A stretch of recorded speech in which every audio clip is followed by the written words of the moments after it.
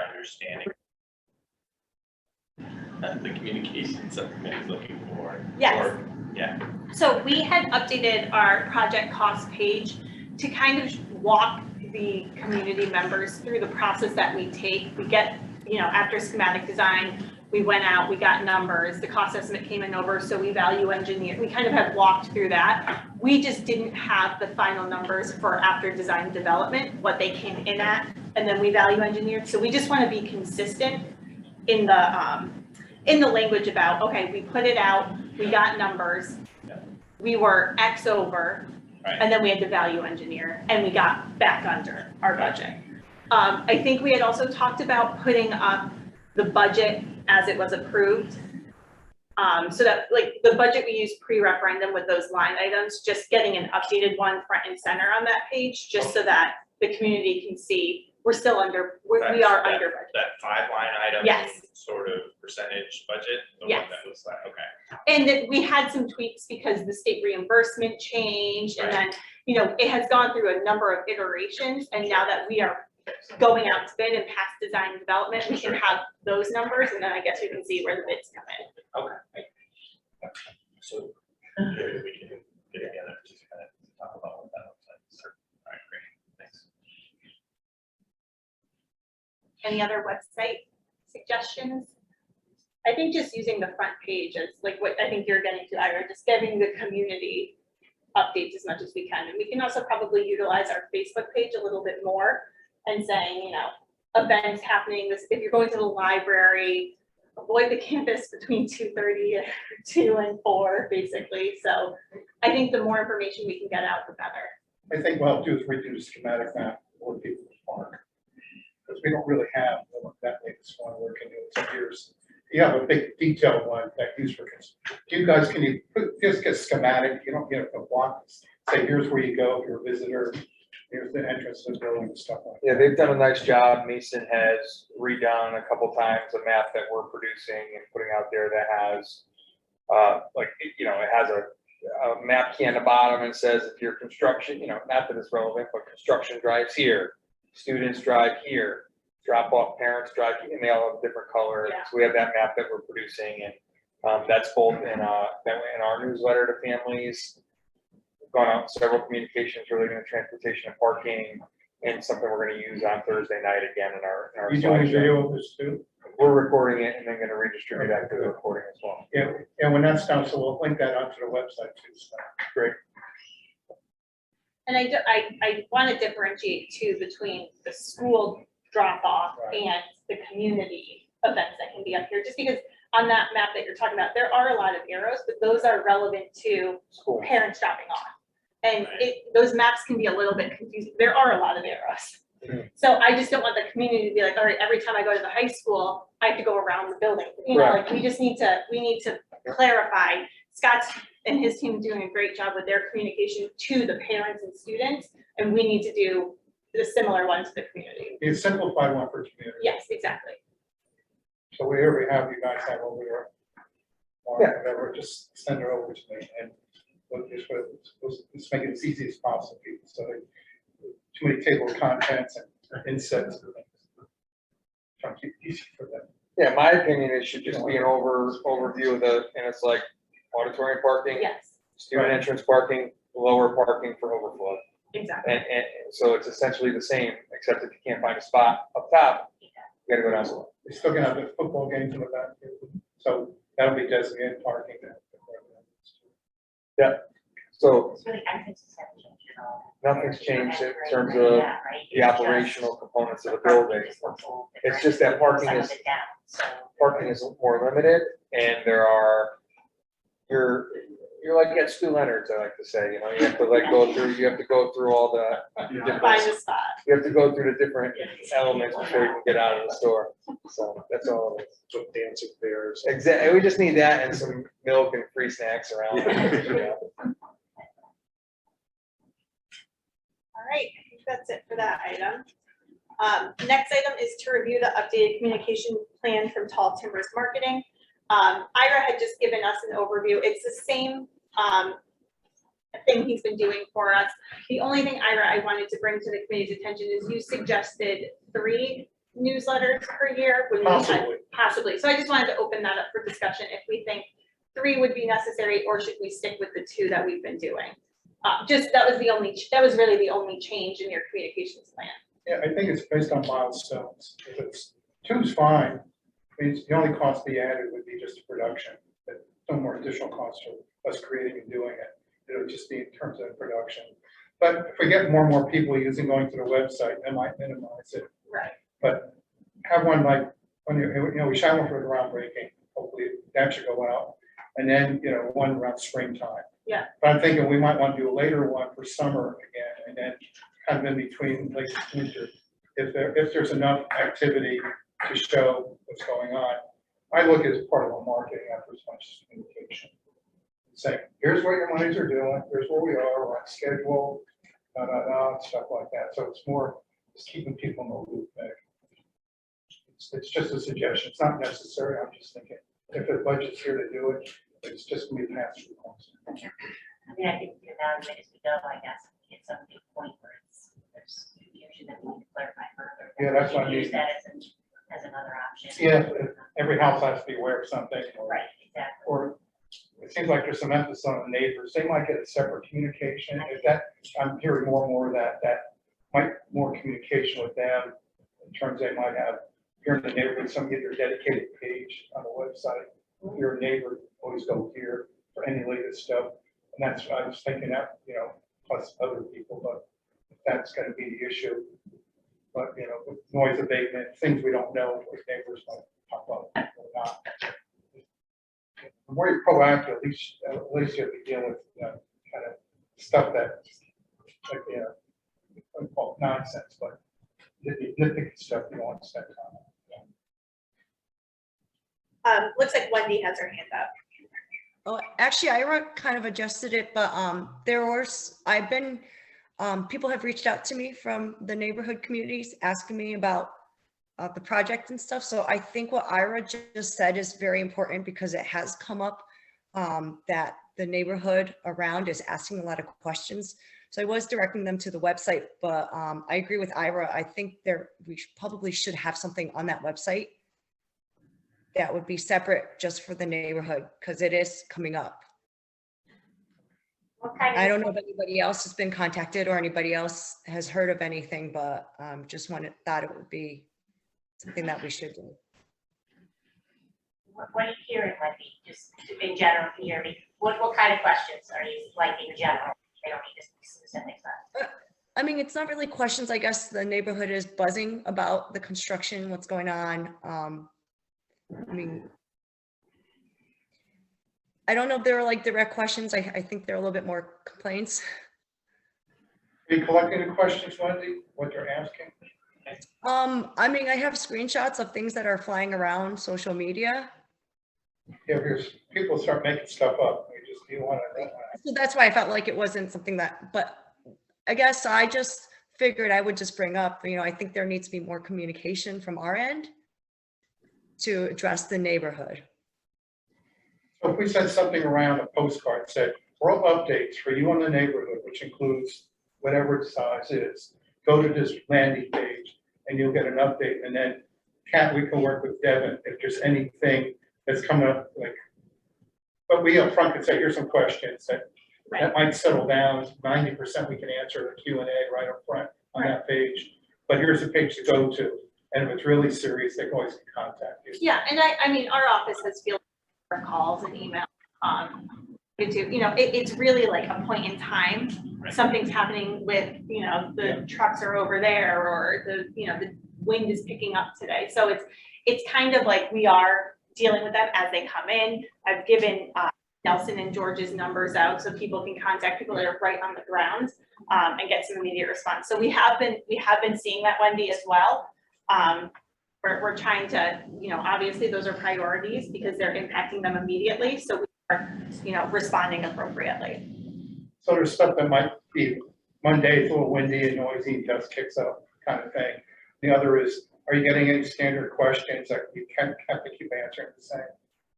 At the beginning, it was the walking path and the tennis courts. How the walking path, when it was going to be opened up for the community to go back. So some of the neighbors didn't understand that those timeframes as far as the school. Do you think having a separate landing page just for neighbors that we have, and we can anticipate what they're asking and have a Q&A in there? And then if there's something pops up, say this following week, you're gonna hear some racketing, drilling, something that might be a little bit more, out of the ordinary. Dedicated page would help. I don't think it would. Oh, you live there, so you think, I'm sure most of the neighbors are probably aware of all this When stuff. we did our walkthrough, we had all positive feedback. We didn't meet every single person, but every house has George and my number. We did get one call while I was on vacation, and we addressed, the neighbors' concerns. But, for the most part, it was all positive. But we have better work with Kat as far as, the view. And I think George has been addressing on a daily basis, neighbors that walk through, typically are walkers in the high school community, tennis, the people going up to play tennis. I mean, George has been He's talking to the tennis people to everybody. every day. He's actually got, a good rapport with them. Actually, the tennis courts are heavily used. And, he talks to them every day. He's here all the time, so, and he's right there with them, so he's addressing those day-to-day questions. That's that. I like the idea of a subpage that's dedicated to neighbors, because I think it would make them feel heard, and responded to, but then again, it's something else to keep up. Yes. If that information gets old, that'll be frustrating for someone looking for current information. And if we don't feel like we have enough that's relevant beyond a day or two or a week, I don't know. I see there's two things. One is, it's like 95% of the questions on the, which has to do with the sight, the noise, dust, whatever. The other security. Those are the two things that we're concerned about. I'm wondering if once we post an answer, if it's going to become irrelevant. I think you're getting a lot now because it's the start of school or the paths can be used, or if it's a quick turnaround time. Is this the like, website's more static. I don't know if this is too unreasonable. Just George's number is available for neighbors already. Yes. So Yeah. maybe maybe if you're gonna add to the website, you add the postcard that was already given out to all the neighbors as an image. So that's not new. It's a constant.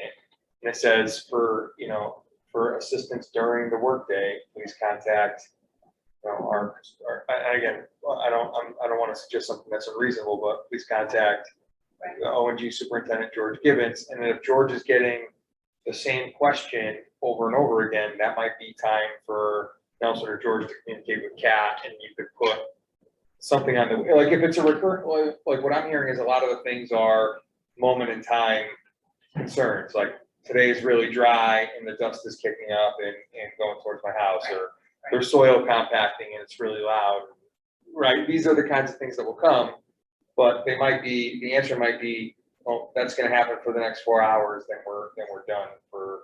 So maybe that is the most reasonable. That way it's just a suggestion, like it's not, somebody's not maintaining it constantly unless there's something that's a recurring complaint or recurring concern that needs to be, neighbors for the next 3 months, we're going to be, I don't foresee anything taking that long, but if there's something that needs to stay up there longer, it would go on the website. Otherwise, it's just a landing spot and reminder of who to call if you have a concern, and that way it can be addressed. The only other thing I can think of to add to that is most of the questions are related to dust control.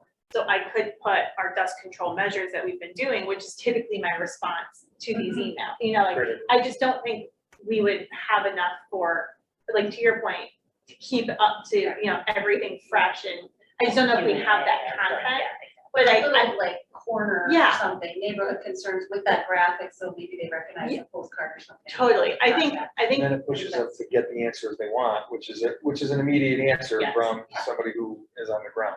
anything we can do to Yeah. pinpoint that neighborhood, I think would go a long way. Yeah. I just, thinking it out loud, I don't know if a separate page is the answer, but maybe a section, or we can try to think of something to get the immediate concerns and point them in the right direction. year. I think Sounds like- just the weather changes, maybe the questions will be, the walkways, and snow gonna be removed from the walkway, I don't know. Just Yeah. think both questions might come. Those are pretty seasonal. Well, if you're working to this calendar scheduling, you're setting the site now, that's all it does. And so when the steel starts going up, it might get a little noisy. So it's probably a good idea where, you have to contact you on it, play it by ear for the first 3-4 months, see what comes back. And if we find a recurring question, if you could somehow track it or just let us know, now we can just keep recurring this part of this. We keep hearing about dust, we keep hearing about noise, here's what's gonna be going on. And have them look then at that calendar we created about, what are the major things gonna be going on the site. That will be, I'm sure when you start putting that skeleton together, it's a busy time.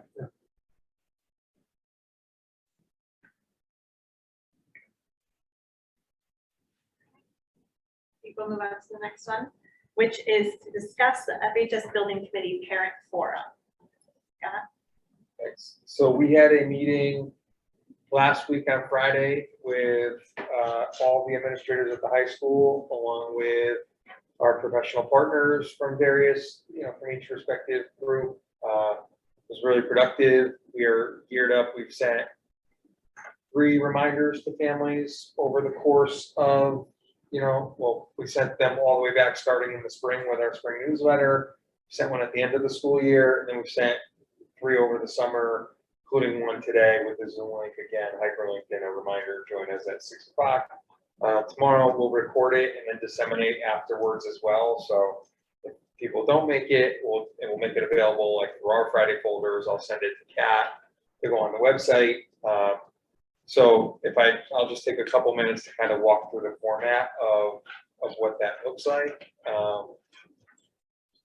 So essentially the way we structured it, since it's a high school meeting, the high school administrators are gonna be the ones who are gonna present the content, and then we're appreciative of all our partners being on the call as well. So they'll be there, and then we'll go to a Q&A that Kat is adept at running already, the Q&A on the Zoom. So Kat will be our Zoom Q&A MC. And as questions come in, she will assign them out to whoever the best person is to answer that question. And so we'll host a live Q&A afterwards with questions coming in through the chat. Again, recording that. So I have the 4 administrators from the high school: Sam Kilpatrick, Matt Ross. Kat will be on the call. Mark, Richard, and Michael from TSKP, and Nelson from O&G. And so I just, I'll be there. oh, you're gonna be awesome. Sorry. No worries. That'll be great. And so in the beginning, before we do anything else, I'll have all the names up on the screen, and we'll just go around and introduce ourselves in our respective role. We think from like a communication standpoint, it just shows the depth of expertise and the folks that are all working on this together. And also we'll highlight the close communication between the actual building leadership and the committee and their partners as well. So, letting our families see that we've been planning this for quite a while, and we're well versed in it. So it does mirror, if any of you saw the student forum that we conducted, we used the slideshow from that, and we amended it. We amended it with updates that have happened since that last program. So essentially, the idea is we start with, Russ is going to share. When we've worked with our students, they came up with like 5 words that we have to keep in mind. So like compromise, patience, adaptability. So we're going to use those same words and give credit to our kids who are the ones who came up with like, this is the mindset we need. We'll take them through a brief history of how we got where we got. We're going to show the updated photos that were shared at the recent building committee. Thanks to TSKP for sharing an updated doc. So we changed those photos out. And then we're going to take them through like the anticipated opportunities and impacts. So we'll talk about parking and traffic and arriving early and athletic events and athletics that will be moved in the spring. Talk about how O&G has offered learning opportunities for kids. And so not just negative impacts, but also opportunities along the way. And then we'll open it up to Q&A. It's like a really kind of fast version. We think it'll be 20, probably 15 or 20 minutes of presenting, and then we'll open it up for whatever questions like that. guys have a good deal of questions and you're anticipating pretty much. We put some, so it was really good to have the feedback from the whole group to say, hey, I think we should add this in. So everybody offered a bit in terms of what to add, and then we went over what we thought might be some hypothetical questions that might come up based on, safety and security background checks, dust and hazardous materials, junior parking. You want to share the news coming out? Yeah, so the latest update is that we will invite, or maybe they already happened today, invite juniors to come in to get their passes. So all passes that have been applied for will be distributed before the first day of school, which is huge. It's never happened. So yeah, that will take a lot off our plate, and will, that means the information about how to park will also go to every person, every student before they come here, which is also so. And it's a big win for our juniors who have been antsy all summer long around getting their parking pass. So anybody who has applied, I'm emailing my queue right now from a parent who's antsy about their junior. so anybody who's applied for parking this summer will have. You didn't give anyone away? Not yet. Not yet. We definitely will, In the and we'll spring. say that, Well, but and then more kids are getting their license. Yeah, more kids will get their license. We have reserved some spaces. We guarantee seniors parking. So we have held some spaces aside to be able to do that, just using like our pass data and things like that. So, but I do have a feeling that towards the end of spring, we will have to tell some people that there are no longer parking spaces available. But That's So then something we'll that make happens everyone every happy. year anyway, Yeah. it's just. yeah, the and more numbers may be so higher. last year than ever. But yes, every spring we fill, and we basically say like you're on a waiting list. In case they do open up, which does happen occasionally, but not that often. So we'll do some applications, but no money until that. We prorate over the course of the year what kids do get. All right, any questions for Scott? Are you getting direct questions, Scott? Is anybody calling me? No one's calling me. yeah, I will imagine once the year gets going and, we don't know as far as the parking, like all those kinds of things. So I think that will be, we were saying before, we spent the afternoon walking with the police department today. George walking the whole site and the traffic pattern again, and identifying where adults should be and how much supervision we need and extra supervision to start the year, and where we're missing signage and what might be, like all those kinds of things, just trying to do our best to be predictive in terms of where it might, and then we'll learn stuff. We'll really do the learning once it starts, but trying to be ahead of what we can.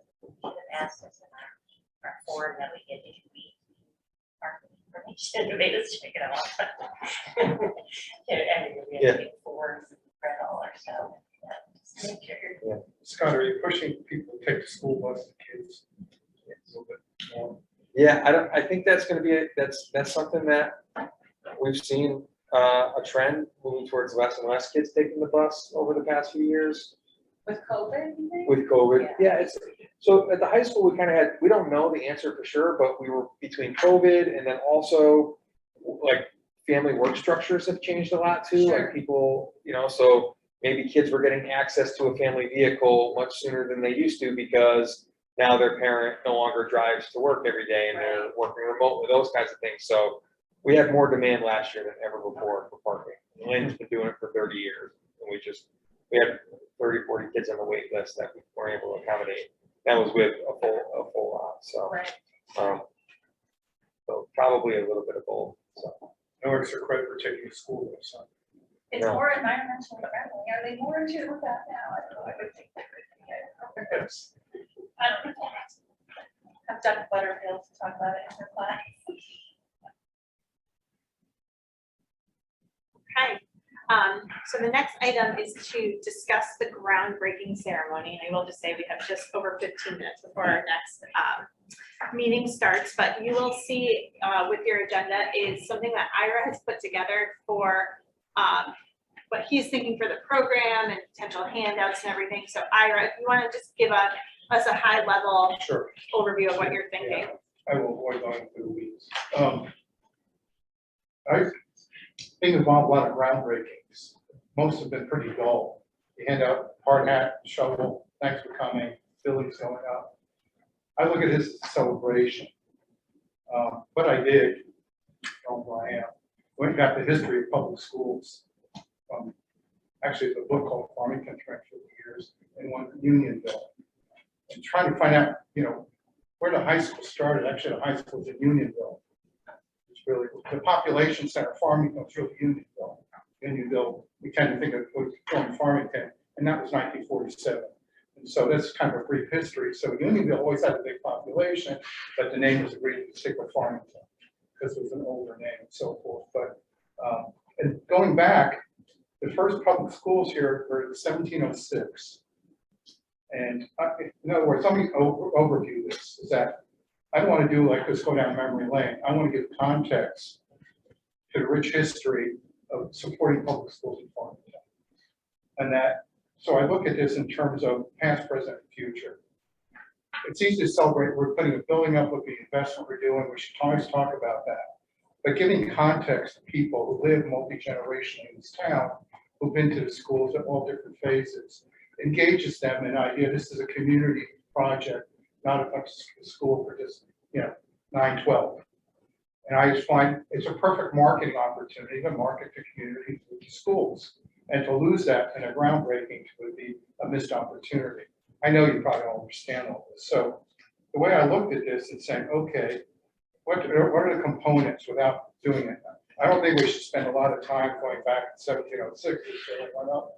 But I thought as part of a souvenir book, at least people can read about it. On your handout, you might see it back there. When I pulled out the original one that started back in the early 1700s, the Little Red Schoolhouse, the first high schools in Unionville. And then when I was looking at the history of the 1928 building, which is what we decided what to do, was the first high-tech high school in the state of Connecticut. The state of Connecticut funded. It was a cutting-edge high school in terms of doing. When I was reading all this stuff, and that the Hartford Times wrote a piece about it. There were 410 students, in 23 classrooms, contained a number of modern features. They called them domestic science room, things that never existed in a high school before. So we go back and look at, that's all normal buildings today. But it just shows how Farmington was thinking about public education in the future. So this rich history, that at least it can work as a souvenir. And then the people who built it lived here in town on top of that. They were immigrants. And so you had the immigrant story, long-term Yankee history, and so forth. And figure you're all educators, you might as well throw this in. And so I saw it as kind of a souvenir, then leads up to the investment over time, which we have that kind of, gerrymandered building from 28 to 2003. And then the future, which is basically that poster we did, saying here's what the future is going to be. And so it kind of takes us down kind of a pathway of, what it is. So in terms of the event itself, working this theme of 300-year commitment to public education, the celebration and the groundbreaking goes with a long history of Farmington supporting public education. And so there's three bullets here. So I looked at it's about community, it's about commitment, and it's about context. And using it as a theme, then you have a really more engaging emotional attachment to what the building's be in the future. So it's not a mechanical process, it's an emotional engagement. And it's like, when we had the referendum, it was emotionally engaged, people get emotionally engaged. So it's understandable, buildings going up, here's going to go, here's where the signs from. We can talk about all that stuff, but I put down what I thought the thing, and Scott, I had you down as high school principal's MC here, took the liberty. We pay very well, it's $100. But I understand we might have to transition over. Russ is an excellent MC as well, so. And so we have a short history of the high school, and that's like, look at the booklet here, we go back to the early 1700s, the commitment, and so it becomes part of this little booklet handout.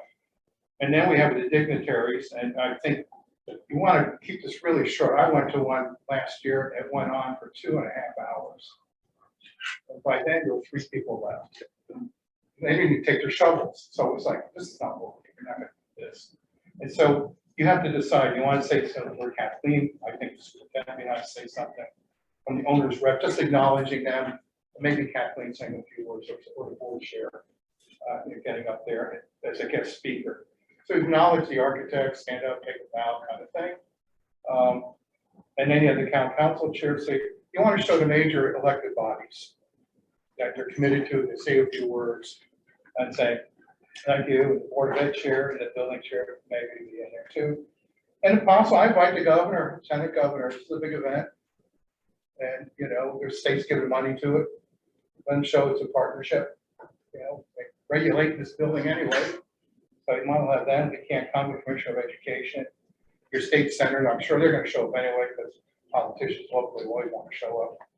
And you might want to ask them to say, I wouldn't have all of them say a word. If you get the governor, he might come. It's before election, not a bad thing to do. You'll get more publicity. Even the lieutenant governor, you know, they won't speak, you know, you give them context, talk about education, they don't want to talk about the politics, the election, but if this is going to happen. I'd also suggest finding the oldest high school graduate. Put it in the paper, find them, you know, who, you know, I would say they went back to 1928 building, but I would say probably the ones I've seen, they graduated in their early 50s, maybe the late 40s, but early 50s. If you can find 2 or 3 people come and celebrate, say honoring them, particularly their residents here, they grew up here, they went to school here, and they stay here, their family. It's a great, believe me, it's a great emotional appeal. Here's a commitment of the family, said 3 or 4 generations of doing school. I don't know where you can find that. I know Kent's right. Find somebody. Blurb in the Valley Press or something? Yeah, that's the only thing. Historical society people, whatever, who might know someone to do it. We were able to find people when we did this in other towns. Yeah, whatever, you look at when's the earliest alumni. Yeah, well, they're 5 or 10 year alumni ones I saw in Glastonbury, 1952. You know, people are in their 80s, but yeah. And I said with the people that run the union. Yeah, Is that whoever kind of runs its for own the- operation? Anyways, We'll get like, someone reach out, ask for Yeah. funding or something like that, Right. but choose from an outside group. Right, On the right. Facebook. Kind of on the. this is, that goes my context. It's bridging the generations. That's the story of what boys in high school. The senior class president probably should say, you know, we're going to be the last ones in this building, current building, and it can be that way. Better yet, to bring what you think the first class was, 7th grade will be the first one using the high school, 3 years out. Is that going to be 7th grade? Scott? And they'll be starting in 9th grade. So current 7th grade, are they going to be the first one going in the sophomores? Kids starting in 7th grade, yes. Yeah. Yeah, it'd be great to get some of those kids saying, this building, look forward to it. They're gonna be the first ones fully going through this building. And, you know, there'll be other ones from your upper grades too, still going through it, but again, bringing the youngest one in here, 7th grade president. And then you ask dignitaries. I thought of also, I don't know if you ever do a cornerstone. I've seen that happen. Are they gonna put a cornerstone with the date on the building? That was erected. Is that complicated? It's in the budget.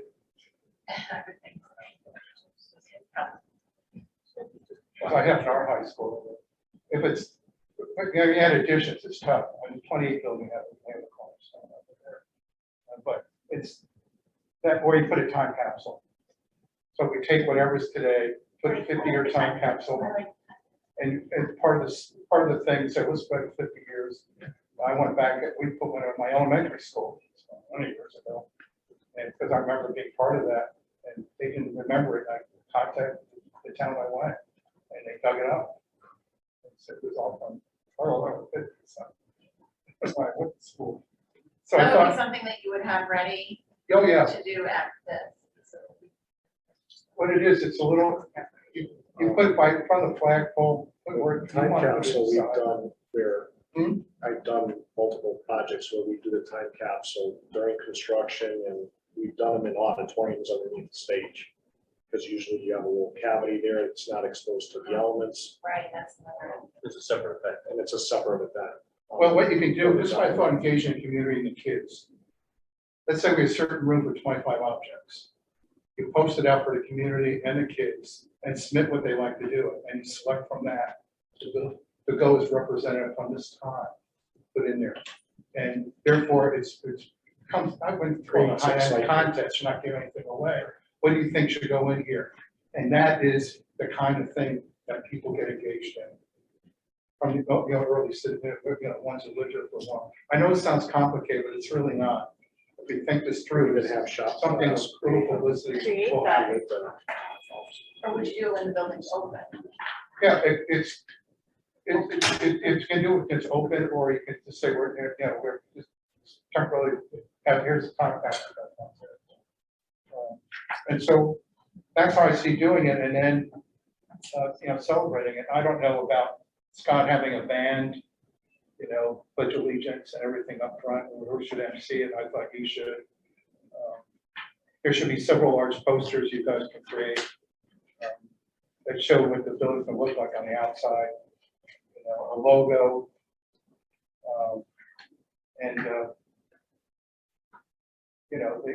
I like the one we did for that poster, again, it shows, really blow it up, because that's what this project's all about. You remember, if you see that one, that was on the final mailer we did, was a poster newsletter. And that's contained, shows the kids exactly what the school system's about. So that's the overview. If it's organized right, I think we can put this together. I don't think it's complicated. I gathered as much material as I could. And it's a matter of maybe talking to one of the historical society that tries to back, bunching that up, and then putting out a bunch of photographs of what the place look like. So it ends with the kids. You saw that, what I put down there. Thoughts on it? Or, it's not concrete, it's just an outline, but yeah, it's an event, but a good event is worth the investment because the outcomes were people, you want someone to remember this. Is this in line with kind of what you guys have seen in the past? Yeah, I think we've seen it all over the place, right? So Yeah. there's some that are very short, some that are a lot more ceremonial. When there is state funding, we do see state folks, reps invited to speak. Yeah, I think it's absolutely. I think it's a what palette does the community have for how long of a program do we want? Do we want it a little bit, and do we want short? Short, Yeah. So I think that has to be decided, but I think what Ira's outlined is there's I've seen bits and pieces of these things. Yeah, I didn't bore it, but I took it from my experience of working with you guys. You have a unique culture here and engagement, and it's very unusual, not unusual, but refreshing, let's put it that way. And keeping that feeling and momentum going through events like this, keep that engagement, which involves other projects the town is doing it. I mean, there's two ways to do it. If the weather's bad, you can do it in the auditorium, which you don't want to do, or you put it. Usually, most people put a tent up, just in case. So you get a tent, and underneath you put it, and you just make a script out of everybody, so they don't talk more for a minute or two. The worst ones where they go on and on. Okay, the politicians. That's my biggest concern. But we can run them. Especially. We're good at scripting people. Yeah, we have to script everybody. Oh, everyone's got to be Otherwise- scripted, yeah. I mean, the kids, of course, that's something different, but I'm just saying that, The politicians. yeah, It says, yeah. here it is, we're gonna count the words, you need to see your script, we go down, we got shut the mic off. That's done.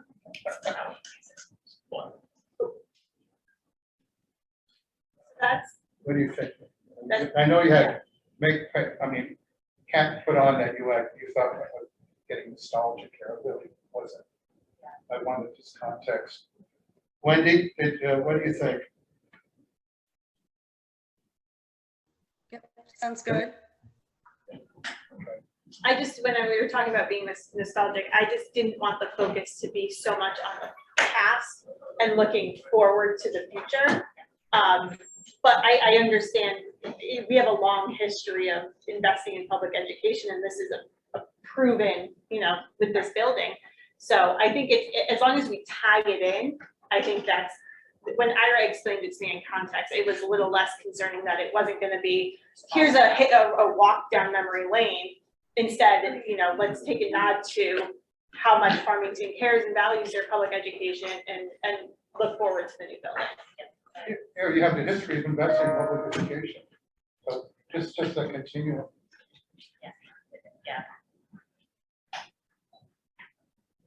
Perfect, so I think we'll continue to use this as our outline as we move forward. At our next, you know, like we'll just start building off of this and start putting the pieces in place, but this is the template we'll work off of for now. So I think that is, actually, let's circle back to the minutes. It'll be Meg and Wendy, so just a motion to approve the minutes from the July 6th, 2022 meeting. Did you say motion or I can't hear? You for a second. You just second. I'll do a second. Perfect. And then, I don't think there's any other business, so we'll just do a motion to adjourn. I'll do motion to adjourn. Second. Oh, yeah. I'm not used to it. Of that as the approval of the minutes. All in favor of approving the minutes? Aye. And all in favor of adjourning? Aye. Aye. Still out of order, but we made it. All right, thank you, everyone. I'm not.